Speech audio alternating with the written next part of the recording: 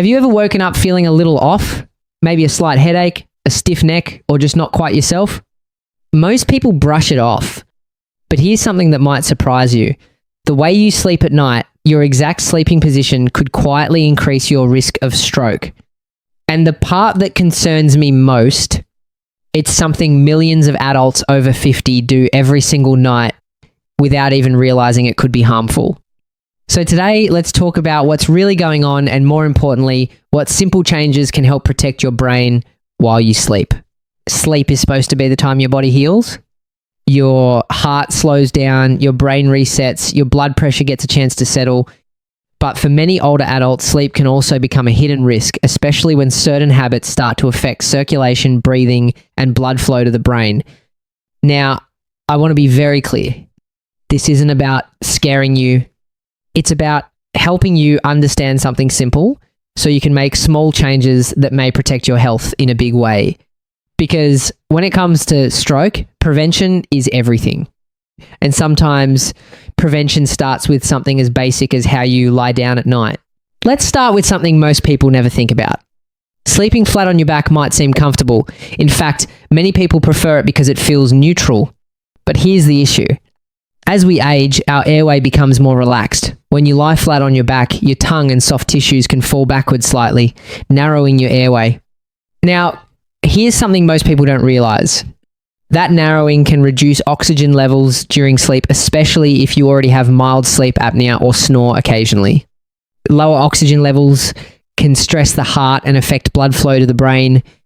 Over time, this repeated stress can increase the risk of high blood pressure and, in some cases, stroke.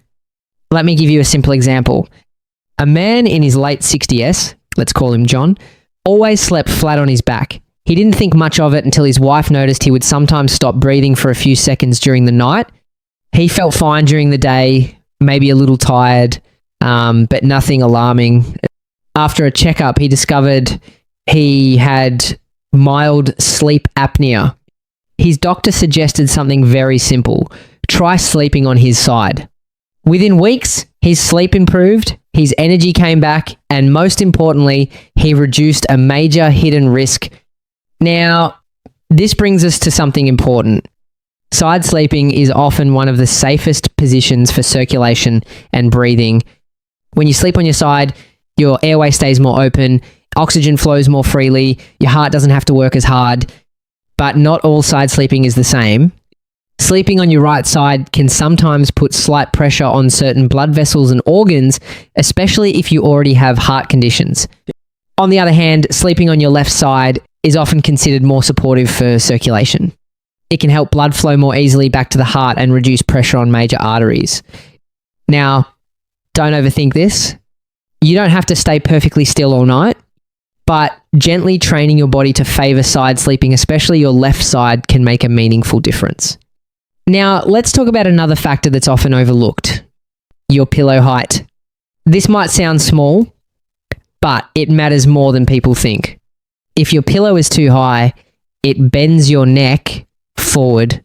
If it's too low, your head tilts backward. Both positions can affect blood flow through the neck, where major arteries carry blood to your brain. And over time, poor alignment can create unnecessary strain. Here's a simple way to think about it. Your head, neck, and spine should form a straight line while you sleep. Not bent, not twisted, just naturally aligned. A woman named Carol in her early 70s used to wake up with neck pain almost every morning. She assumed it was just getting older. But after switching to a supportive pillow that kept her neck aligned, something changed. The pain faded, and she started waking up feeling clearer, more refreshed. Sometimes, the smallest adjustments make the biggest difference. Now, here's another important piece. Sleeping with your head slightly elevated, not sitting up, just a gentle incline. This can help reduce pressure in blood vessels and improve circulation, especially if you deal with high blood pressure or acid reflux. It also helps prevent fluid buildup in certain areas, which can affect breathing and heart function overnight. You can do this with an adjustable bed or even a simple wedge pillow. Nothing fancy required. Now, let's talk about something that often goes unnoticed. Arm position. Yes, even where you place your arms can affect circulation. Sleeping with your arm tucked tightly under your head or body can compress blood vessels. This might lead to that familiar numbness or tingling, but more importantly, it can temporarily reduce blood flow. Over time, repeated compression isn't ideal for healthy circulation.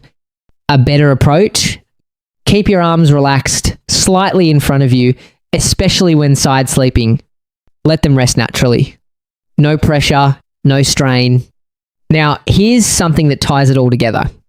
Consistency. Your body adapts to patterns. If you've slept in the same position for years, it might feel normal, even if it's not the healthiest choice.